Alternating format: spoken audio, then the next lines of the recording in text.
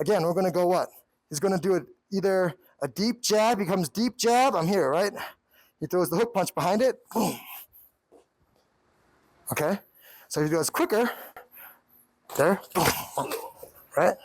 Okay?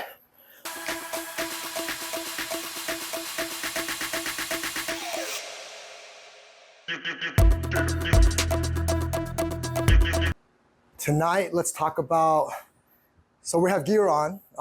Tonight, let's talk about jab hook, okay? But we have gear, and then also, very much come here, we have what's that? It's like a pool noodle that we wrapped around his bicep just so it doesn't get destroyed when he tries to throw harder on a hook punch, okay?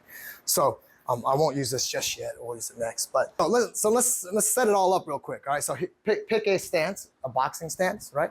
So whatever stance he has, we're gonna break him down first before we talk about how to defend it, okay? And what might you do. So later on when you guys practice on your own, when we do it, then you guys can do varying kind of techniques on it. But for now, he's gonna pick a stance, right? Hope you're enjoying the content. If you do, please like and subscribe. It'd be very much appreciated.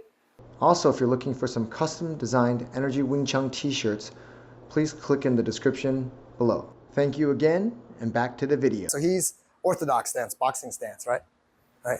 Bend my arm. Okay, yeah, so can't really bend his arm. So he's gonna pick orthodox, right? Because he's a right-handed, right? So looking at his body, that we already know, right? It's not rocket science. Typically, the front punch will be what? A jab, maybe a left hook, right? Left hook, right? Maybe a stepping straight punch, right? So those are typically what you're looking at. And the power hand is what, usually? Well, we kind of cheating because we know it's going to be his right arm because we have the bicep thing on there, okay? But typically when you look at somebody in a stance, that's what it looks like, okay? The power hand sits in the back, right? And the front hand is usually a feeler or maybe it's a boom, right? Maybe it's a hook or something, right?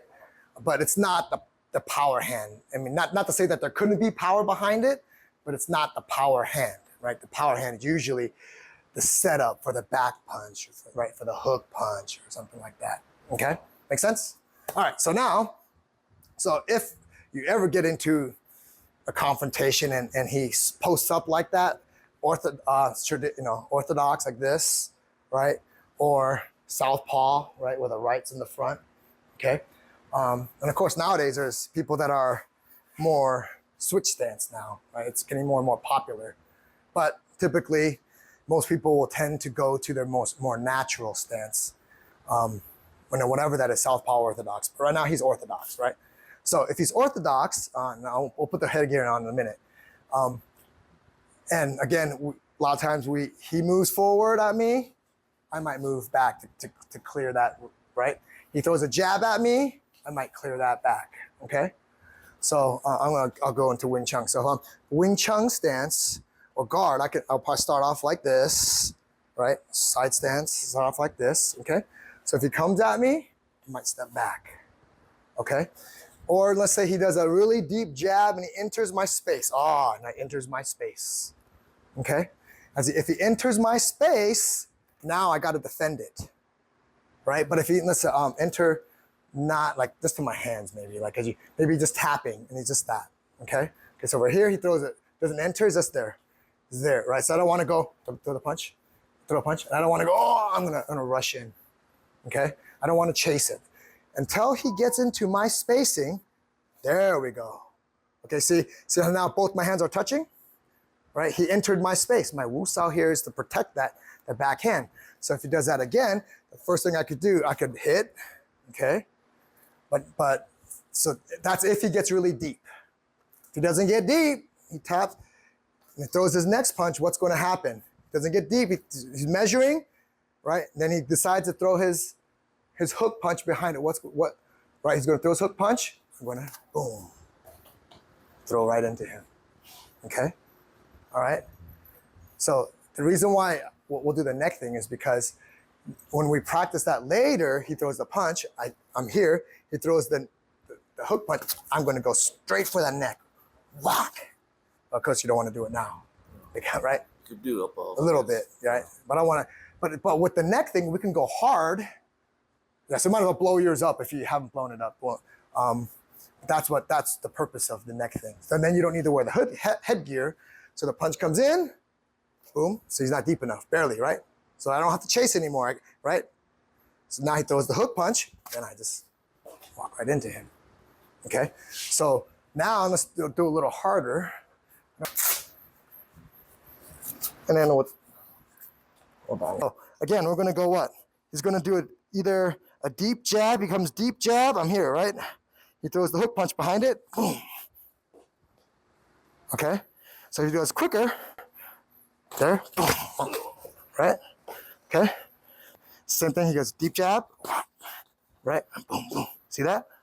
Okay? So when you guys practice, let's do one more time. So let's say he doesn't do a deep jab. He taps, throws the hook punch. Hitting too hard? It's okay? No, it's okay. fine. Okay. Get this. It stops it. Hit me right here a little bit. It's not comfortable. All right. Okay. So he's not gonna do a deep jab, right? He's just gonna tap it because he's trying to measure, see if I'll do stuff like that. Okay. So I'm just gonna stay. He throws a punch. Okay. So you guys go a little harder. I don't want to nail him too hard. He goes shallow jab, and then he's gonna throw the punch. Okay. Okay. Again, a little bit quicker. Boom. Okay. All right. Still feel it? Yeah, that's what I mean. If you don't have that, you're gonna get a bruise. So I would recommend wearing one of those. And I'm not even. Imagine if you don't have that. It'd be worse. All right. So I'll do it for you now. Okay. Let me take. Should probably. All right, good. Okay. So again, I'm going to tap it. Say hi, Chief. I'm gonna tap it. Okay. When I tap it, he's watching for what? The hook punch behind it. There it goes. Okay. So I go tap, hook punch. Good. That's it. So chase off. Yeah, a little bit less. So he's going slightly this way. Okay. We want him to be slightly more into me. So slow-mo. He throws a hook punch. He's chasing hands this way slightly, but he's doing it here. Okay. What we want is if he throws a punch, I want to go into him. All right. So if he throws that punch into him, see, everything's in. You see that? Okay. Because this is chasing hands. This is chasing the body mass and the line. Okay. All right. So again, guard. I'm going to tap it, tap it, tap it. Oh, there it goes. Good. That's it. Okay. Okay. Tap. That's it. Good. Very good. Okay. All right. So this time I'm going to go deep on him. So it's boom. So I'm going to go deep. I go deep. So you have to block that first. Keep the elbow down. Deep. There it goes. Now, there it goes. Good. That's it. Okay. So deep. That's it. See? Yeah, that's it. Yeah, there you go. Because if you go up, once he did up, that means his energy is going up. So my hand rises. If he comes into me, and my body goes backwards. You want to stop that pressure. Okay? Make sense? It can work. All right, so let's demonstrate if he were to throw the punch. All right, so if he throws the jab in, okay, and if he goes slow, right? Boom, okay? That's what it's going to look like. Okay, so if he did it again, and he comes in, into his neck. So by having that, you can throw a little bit more full power and you won't really feel. I mean, it may be a jar, but you don't really, it's not bad. It's not. Frankly, that's worse than when you hit me doing it. Oh, really? Yeah. Yeah, correct. Because that's multiple, right? So again, if you're here, he throws the jab, he throws a hook, in. Okay? In reality, if you get into a fight situation, that's probably better than a punch.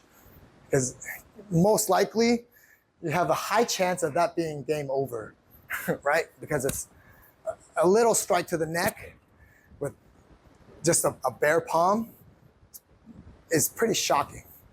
Okay, so if you have a neck guard, practice that. Pressure on that.